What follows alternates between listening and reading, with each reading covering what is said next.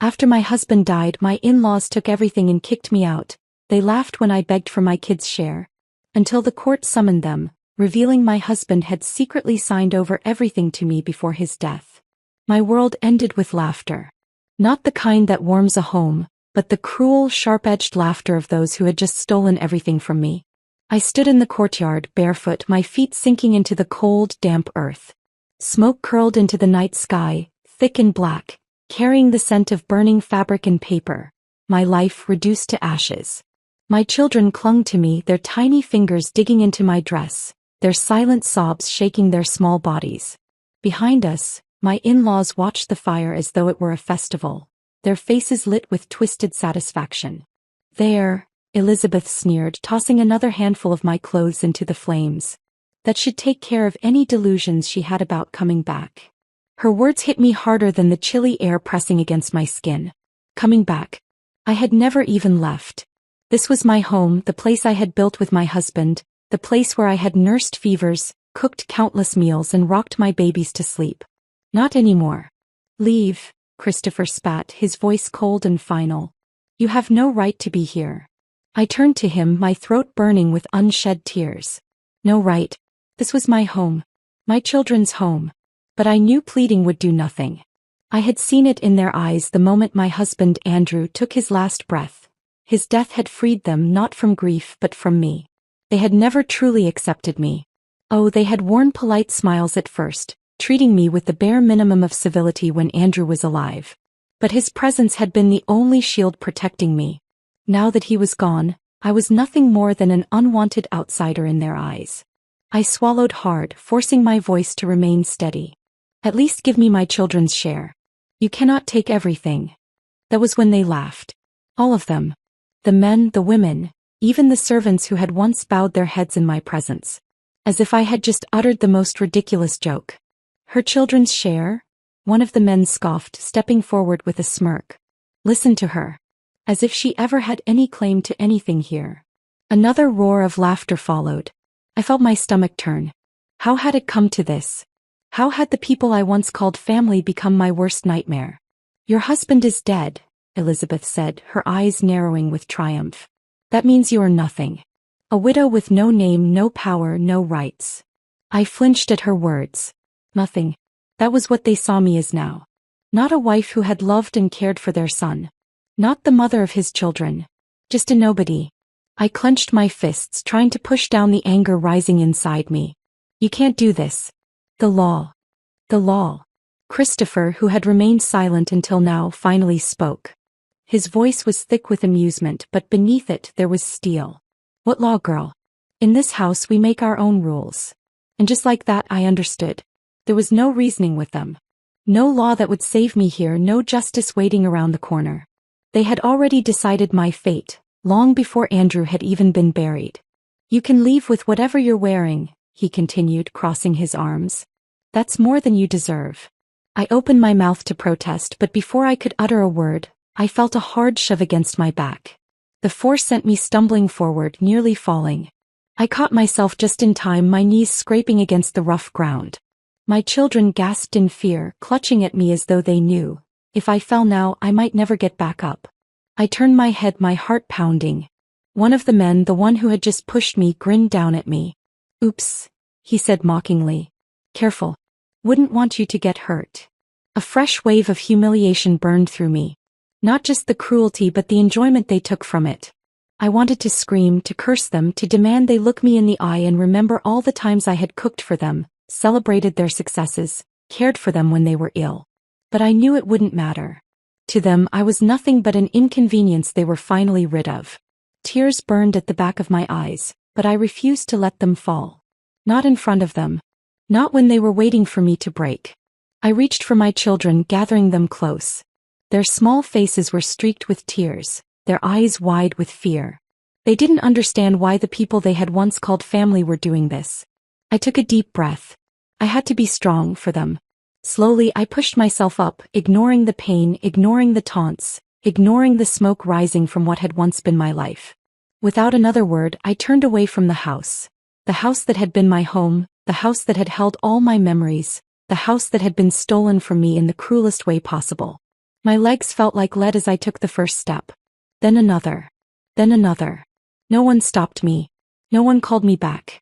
Behind me the fire crackled, consuming everything I had ever owned. And my in-laws, they kept laughing. I didn't know where I was going. I didn't know how I would survive. All I knew was that I was leaving behind a world that had betrayed me in the worst way. But as I stepped into the cold night, my children's hands gripping mine, something inside me hardened. They thought they had won. They thought they had destroyed me. But they had no idea what was coming. I would fight. I would rise. And one day they would regret ever thinking I was weak. The cold night air bit into my skin as I stepped away from the burning remnants of my past. My children, their small hands gripping mine like lifelines, walked beside me, their quiet sniffles breaking the silence. The weight of what had just happened sat heavy in my chest, pressing down with every breath. I had no home. No money. No plan. Only my children, my will to survive, and the clothes on my back. The streets were empty, silent except for the distant hum of passing cars. My feet ached, but I kept moving, afraid that if I stopped, the despair clawing at my insides would consume me whole. "Where are we going, Mama?"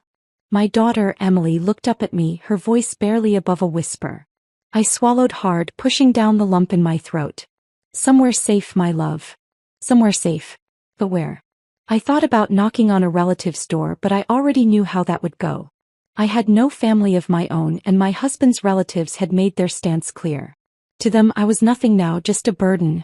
As we turned the corner onto a quieter street, I spotted a dimly lit bench near a closed shop. My legs screamed for rest, and I finally allowed myself to collapse onto the cold, hard surface, pulling my children close. For a moment I let the exhaustion take over. The reality of our situation was suffocating. My in-laws had taken everything. Our home, our security, our dignity. And they had done it with laughter. Tears burned at the back of my eyes, but I refused to let them fall. Crying wouldn't change anything. "Are we sleeping here?"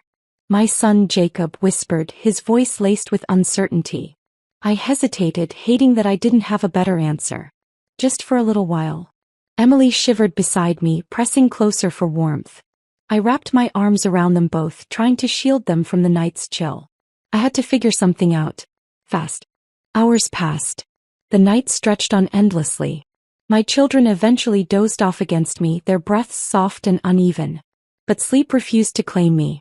I couldn't stop thinking about my husband, Andrew, about the life we had built, about the betrayal that had left me sitting here on this freezing bench, homeless and alone.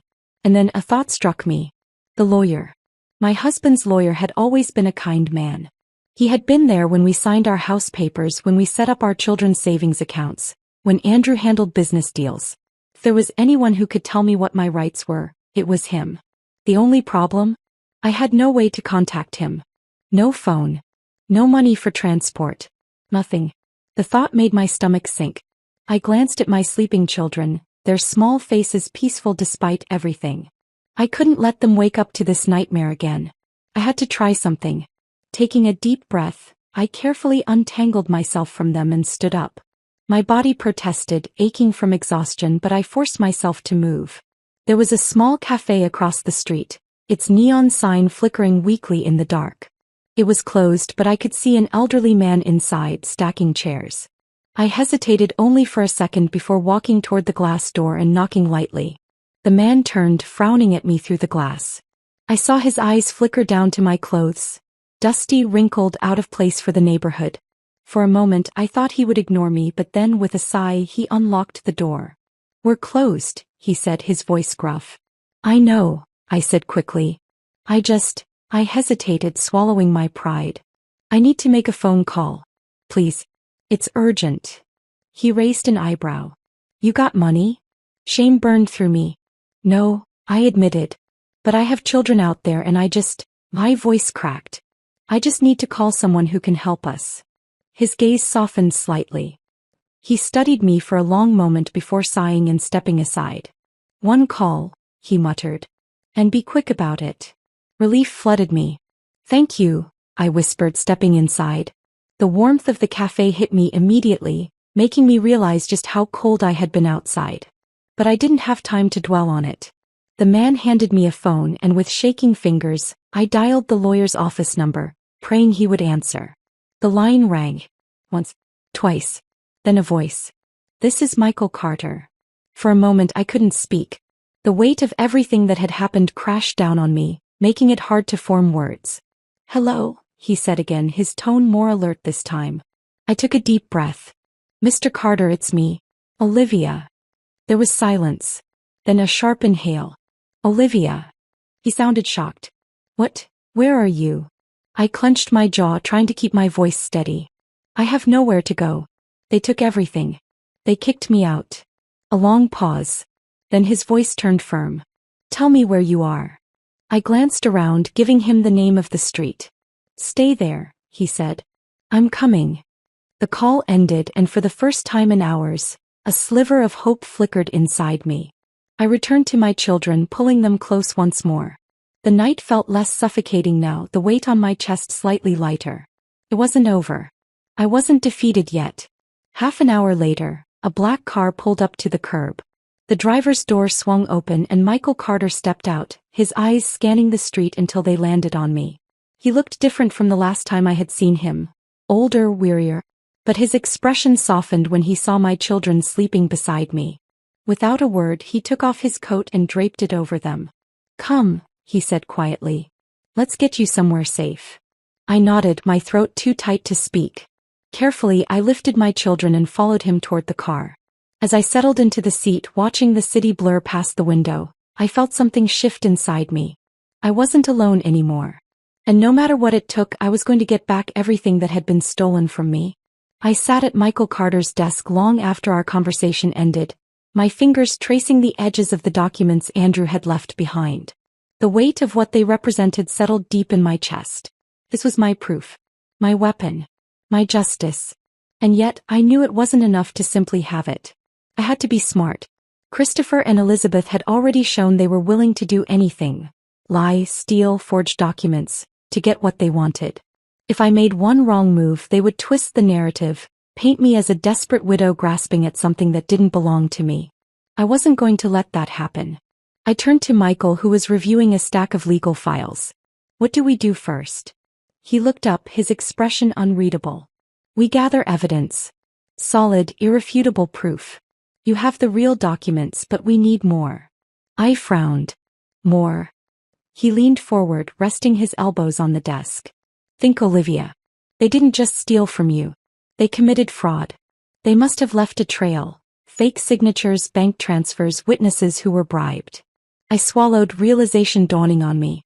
If we could expose their deception, it wouldn't just be about reclaiming what was mine. They could be held accountable for their crimes. A new fire ignited in me. Where do we start? Michael wasted no time. The next morning, he called in a favor from an old colleague, a retired forensic accountant named Richard Wells. When Richard arrived at the office, he looked me over carefully, his sharp eyes scanning my face as if assessing whether I was strong enough for what lay ahead. "You're going up against powerful people," he said bluntly. "Are you ready for that?" I lifted my chin. They should be asking themselves if they're ready for me. A slow, approving smile crossed his lips. "Good answer." We spent hours going through financial records, tracking suspicious withdrawals and sudden property transfers. Christopher and Elizabeth had been careful, but they weren't perfect. There were gaps. Inconsistencies. Money that had vanished into thin air just weeks after Andrew's death. "This is enough to raise questions," Richard murmured, circling a series of transactions. "If we dig deeper, we might find out where this money actually went."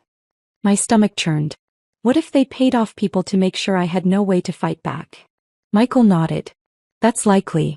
But if we can prove bribery, it'll turn the case against them." It wasn't just about taking back my home anymore.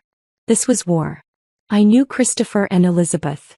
They thrived on power, control, and secrecy. But they weren't invincible. Someone in their circle knew the truth. And that someone could be their downfall. "I need to talk to the house staff," I said suddenly, looking up from the files. Michael frowned. "What?" "The people who worked for them.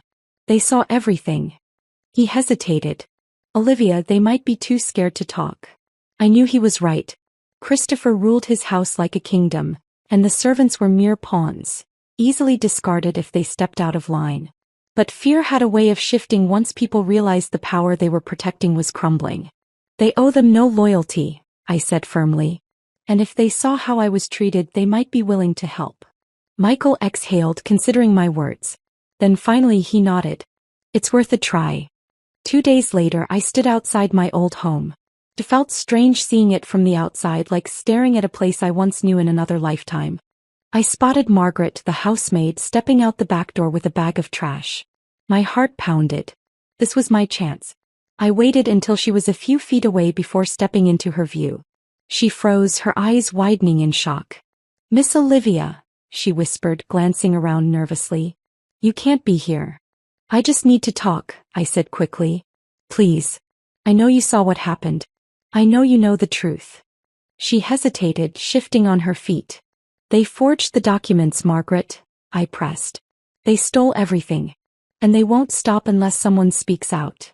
Her lips parted, fear flickering in her eyes. They made me sign something," she admitted in a hushed voice.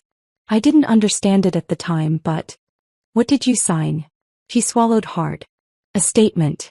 Saying your husband wanted the inheritance to go to his family." My breath caught. "Do you still have a copy?" She nodded hesitantly. "I took one. Just in case." Hope surged inside me. "Margaret, if you help me, you'll be protected. But I need that paper." She looked around one last time before reaching into her apron pocket. My heart nearly stopped when she pulled out a folded piece of paper and pressed it into my hands.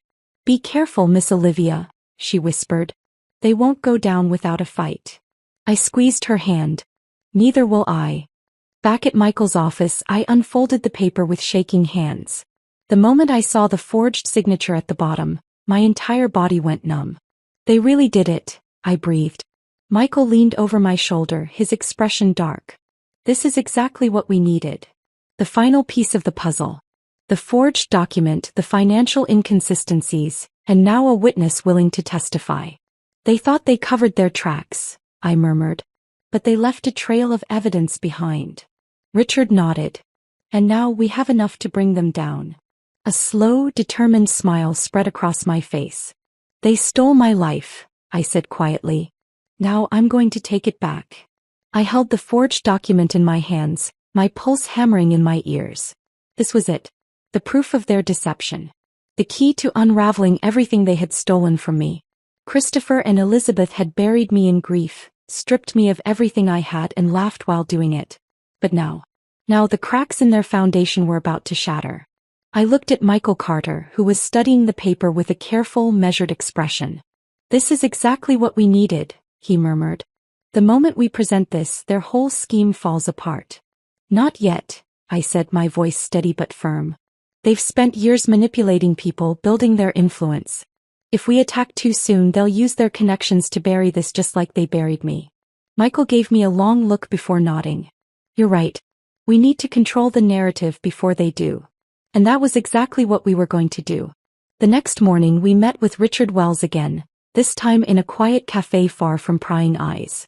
He brought his laptop, tapping away as he pulled up bank records, comparing them to the false documents. "They moved large sums of money right before the will was read," he said, tilting the screen toward me. "Almost like they knew what was coming." A slow smile curled on my lips. They hadn't just forged documents. They had stolen money that wasn't even theirs yet. "If this information gets out, they won't just be guilty of fraud," I said, my mind racing. "They'll be exposed as thieves in front of everyone who ever respected them." Michael nodded, already seeing where I was going with this. "We leak it strategically. If people start talking about the financial inconsistencies first, it'll create doubt before we even present the forged will." Richard smirked. "I have a few contacts in the business world. I can make sure this reaches the right ears." And so we planted the first seed.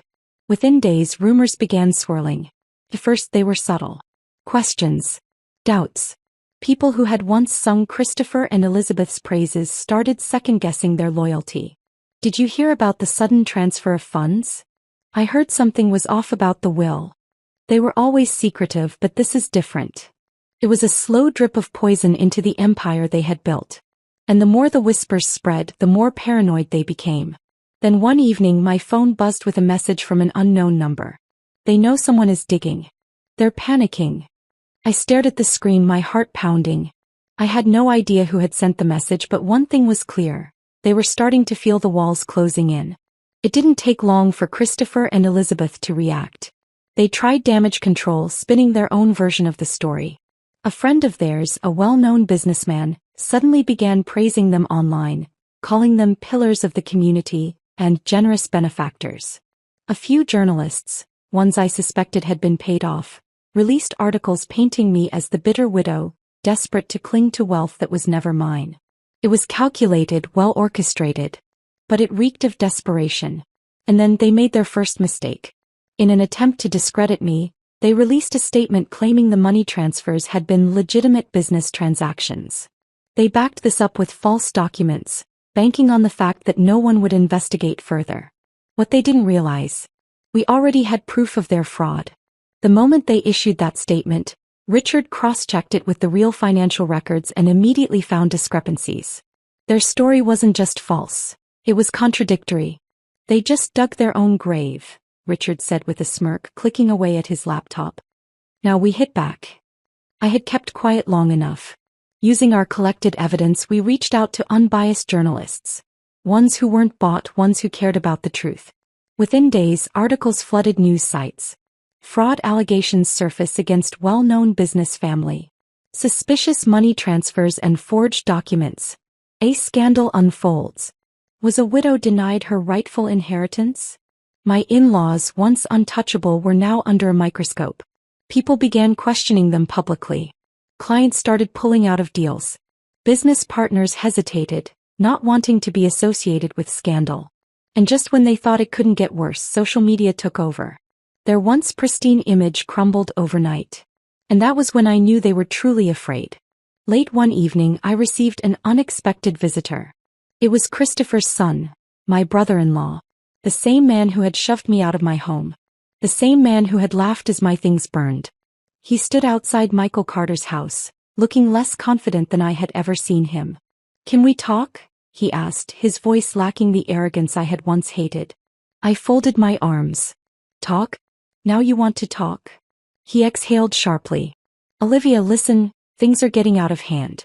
The family is under a lot of pressure." I tilted my head. "And whose fault is that?" He clenched his jaw. "You don't have to do this. We can find a solution." A bitter laugh escaped me. "A solution? Like when you took everything and threw me and my children onto the street? Like when you forged my husband's will?" He had the audacity to look guilty. We didn't think it would come to this," he admitted. I stepped closer, lowering my voice. "You thought I would stay quiet. That I would break. That I would just disappear." Silence. Then finally his shoulders sagged. "What do you want?" I stared at him, a storm of emotions swirling inside me. What do I want? Justice. Revenge. My dignity. But more than anything, I wanted them to pay. And they would. I took a deep breath and met his gaze. "I want everything that was stolen from me." His face paled. He knew what was coming. And for the first time, it wasn't me who was afraid. My brother-in-law's face paled at my words, but I didn't flinch. Christopher and Elizabeth had mocked me, discarded me, and now, when they saw the noose tightening around their necks, they wanted mercy? I had none left to give. The court date was set. The day I had been waiting for. The day I would finally face them, not as the helpless widow they had thrown onto the street, but as the woman who had fought, endured, and won. The morning of the hearing, I stood in front of the mirror, staring at the reflection of the woman I had become. My face was sharper, my eyes no longer filled with grief but with determination. I adjusted my simple black blazer, smoothing out the creases of my neatly pressed clothes. A voice interrupted my thoughts. "You're ready," Michael Carter said as he entered the room. I turned to face him, my nerves tightly coiled inside me. "I have to be." He smiled slightly. "You don't have to be afraid anymore, Olivia." I exhaled, shaking off the last of my hesitation. "I'm not." We left the house together, walking toward the waiting car. Emily and Jacob watched from the doorway, their small faces filled with quiet hope. I gave them a reassuring nod before stepping inside. The ride to the courthouse was silent. the weight of the day pressing heavily on my shoulders. As we approached, the massive building loomed ahead, its grand columns standing tall, a symbol of justice. Today was my battlefield. The courtroom was packed. Journalists lined the back rows, their cameras flashing as I stepped inside. Spectators whispered among themselves, eager to witness the unraveling of a once powerful family. And then I saw them. Christopher and Elizabeth sat in the defendant's section, their expressions a mixture of arrogance and barely concealed anxiety. Elizabeth had chosen to dress in mourning colors, trying to play the grieving matriarch. Christopher's son, the same man who had come to me days ago, avoided my gaze. But Christopher? He still held his head high as if he believed he would walk away untouched. I took my seat beside Michael, my spine straight, my hands folded in my lap. I would not be intimidated. The judge entered and the room fell silent. It had begun. The prosecution started strong, laying out the foundation of the case. Michael Carter presented the original documents, the will my husband Andrew had signed transferring everything to me. This is the legally binding testament of the deceased, he stated firmly. It was drawn up and witnessed before his passing. He handed copies to the judge, who studied them with careful eyes. Then he moved on to the fraud. We have undeniable proof that the defendants forged a fraudulent will to seize control of the assets, Michael continued, passing another set of documents forward. These signatures were falsified, and financial records indicate unauthorized transfers of large sums of money shortly after the plaintiff was forced out of her home. A hush fell over the courtroom. Then my in-law's lawyer stood. A man with a polished suit and a voice trained to twist words. The defense maintains that my clients acted in accordance with the wishes of the deceased, he argued. Any discrepancies in documentation were unintentional errors, not criminal acts. Unintentional errors? I clenched my fists beneath the table. But Michael, unfazed, leaned forward. We have a witness, he said. And the moment those words left his lips, I saw Christopher tense. Margaret, the housemaid, stepped forward, her hands trembling slightly as she took her oath. She glanced at me briefly before turning to the judge. Tell us what you saw, Michael prompted gently. Her voice was soft but steady. After Mr. Andrew passed away, I overheard conversations in the study. They were discussing changing the will. The room stiffened. She continued, her voice growing stronger. I was asked to sign a document I didn't understand. Later I saw the new will, but I remember what the real one looked like. This wasn't it. The defense lawyer stood, attempting to discredit her. You're just a housemaid. How can we trust your memory? Michael didn't even hesitate. Because we have more than memory. We have physical proof. He turned toward the screens where a forensic expert presented his findings. The signatures on the falsified will do not match those on the legitimate document, the expert explained. Additionally, ink testing indicates that the fraudulent document was created after the original, despite being dated earlier. The judge's gaze darkened. I saw Christopher's grip on the table tighten. Elizabeth's face turned ghostly pale. The truth was sinking in, and they knew it. Then came the final blow. Michael Carter presented the bank statements. Transactions showing stolen money funneled into personal accounts, land sold under fraudulent ownership, financial trails leading back to them. The judge turned to Christopher. What do you have to say for yourself? For the first time I saw him struggle for words. His arrogance faltered. His lawyer whispered furiously in his ear, but he couldn't mask the truth anymore. Silence stretched. And then he snapped. This is nonsense, he barked, slamming his hands on the table. She was never part of this family. Everything belonged to us. She was lucky we even let her stay as long as we did. Gasps echoed through the courtroom. His lawyer visibly paled. And just like that, the mask fell. They had tried so hard to paint me as the liar, the gold digger, the undeserving widow. But in their arrogance they revealed their own cruelty. The judge's gavel struck the sound block, silencing the chaos. His expression was unreadable, but his next words changed everything. This court finds the defendants guilty of fraud, financial misconduct, and willful deception. A sharp intake of breath rippled through the room. The original will stands. All stolen assets will be returned to the rightful owner, Olivia Bennett. I felt my body go still. I had won. The past months of suffering, humiliation, and fighting against the odds. It had all led to this moment. My in-laws lost everything. They had stolen my home, my dignity, my security. No. They were left with nothing. The courtroom's final verdict echoed in my ears long after the judge's gavel struck down. Guilty. That single word sealed their fate. Christopher and Elizabeth had spent years cloaked in wealth and influence, believing themselves untouchable. Now their empire crumbled beneath the weight of their own deception. I stood still, my heart pounding as murmurs filled the room. Reporters scrambled to type their headlines. Spectators whispered amongst themselves, some shaking their heads in disbelief, others smirking at the long-overdue downfall of a family that had once commanded fear and respect. And then there was them, Christopher and Elizabeth, frozen in place, their faces drained of color. Elizabeth clutched the arm of her eldest son, her lips moving soundlessly as if still trying to process what had just happened. Christopher, who had carried himself with such arrogance, sat stiffly, his fingers twitching as he stared ahead, unwilling to meet my gaze. But I wasn't looking for his acknowledgement. I had already won. As the court officers moved in to handle the legal formalities, my in-law's lawyer, the same man who had so confidently defended their lies, frantically whispered in Christopher's ear. I watched as the old man's lips pressed into a tight line before he stood, his movements slow, defeated. Then, for the first time since the trial began, he turned to me, his eyes burning with a mix of fury and humiliation. For a fleeting moment, I thought he might speak, might try to salvage the last shreds of his dignity. Instead he scoffed, shaking his head. "You think you've won?" His voice was quieter than usual but no less sharp. "This family built everything from nothing. We were powerful long before you came along, and we will rise again." I tilted my head, holding his gaze steadily. "That's the difference between us," I said, my voice steady. "I never needed to destroy someone else to build a life." His nostrils flared, but before he could respond, the court officials moved forward, urging them toward the exit. The weight of their loss had only just begun sinking in, but I knew it would crush them soon enough. The next few weeks were a whirlwind of legal proceedings. One by one, my in-laws' assets were seized, their bank accounts frozen.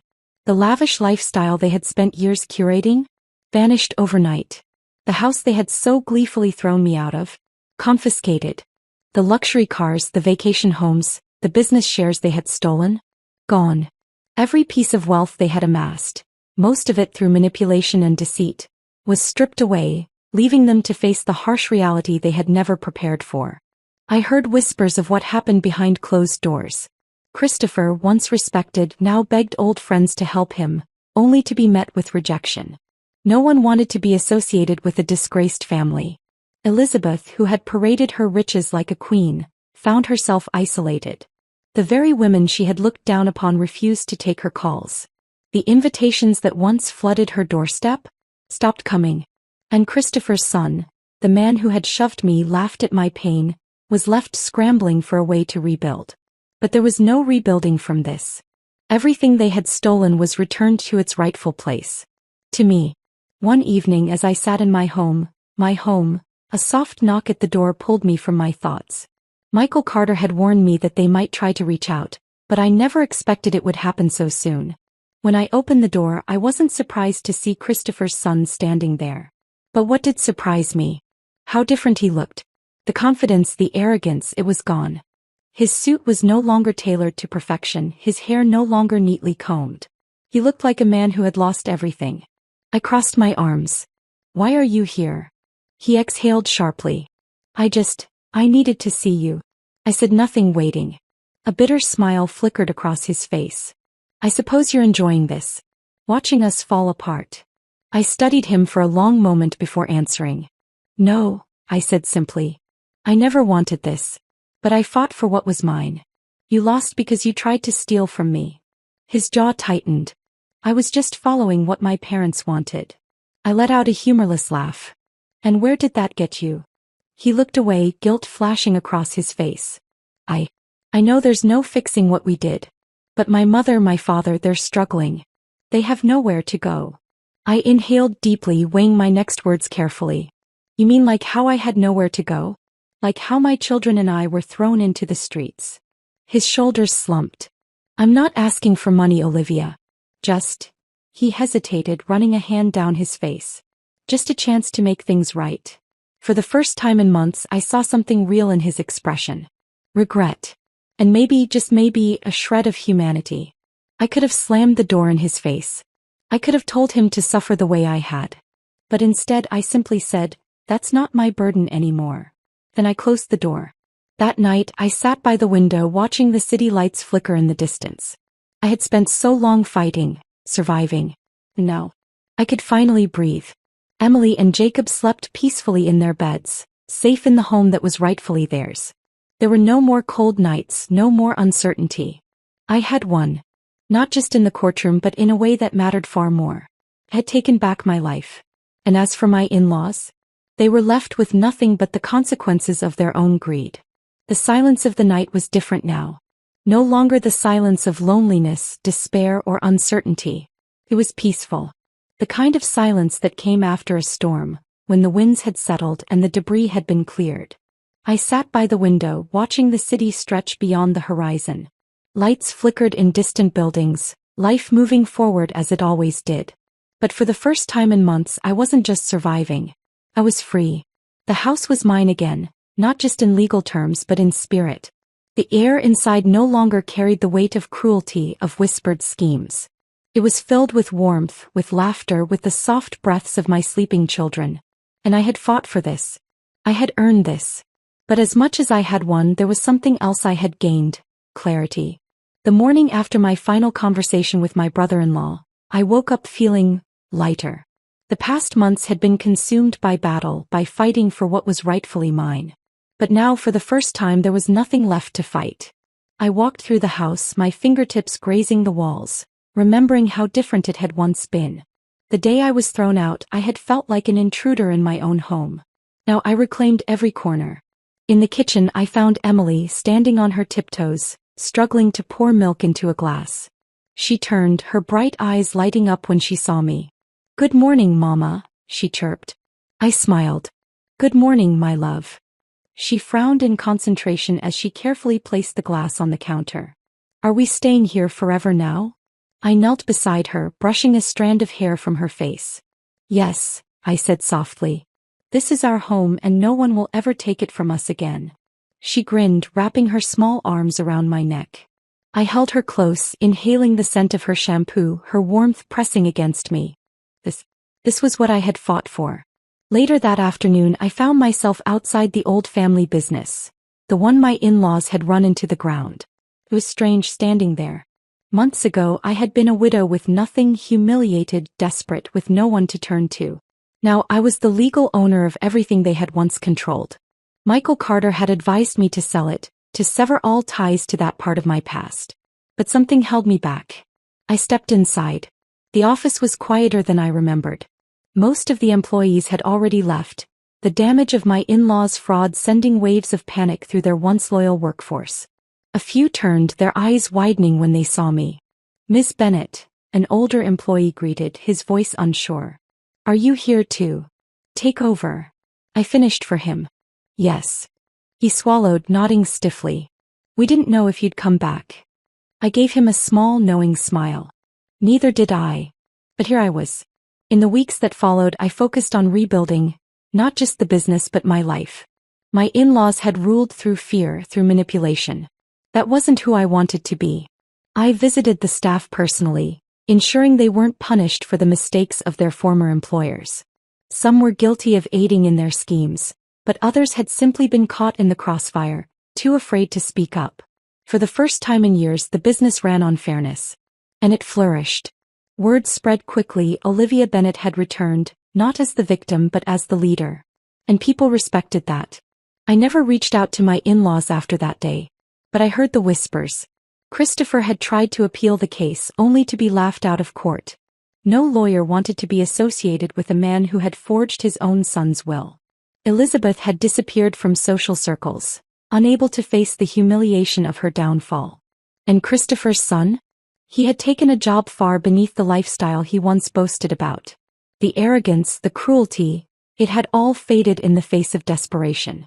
For a brief moment I wondered if I should feel pity.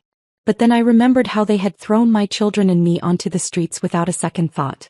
Well, they had earned their fate. One evening I found myself standing at my husband's grave. The cemetery was quiet, the air still. I traced my fingers over his name, my heart heavy with everything he had missed. They tried, I whispered, my voice barely audible. They tried to erase me, to take away everything you left behind.